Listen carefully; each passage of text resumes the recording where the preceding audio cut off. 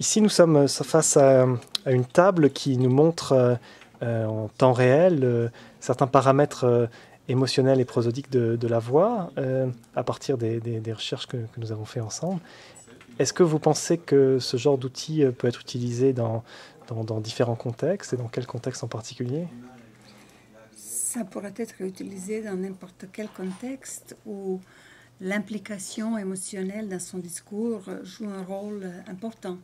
Si, par exemple, on veut convaincre quelqu'un, alors l'implication, l'accord entre la congruence, la cohérence entre ce qu'on dit et comment on le dit, ça fait partie de l'effet persuasif.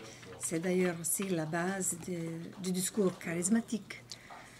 Donc, je pense que dans toute situation où on veut convaincre, ça serait utile de savoir si nous avons utilisé tous les moyens vocaux qui traduisent notre implication émotionnelle pour convaincre notre interlocuteur.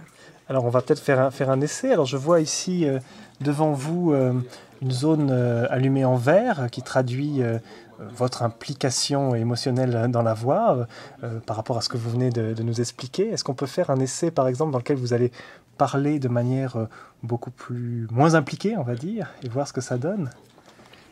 Ah oui, alors je vais parler sur un ton plutôt de tristesse ou de déception. Ah, on voit que ça se réduit effectivement.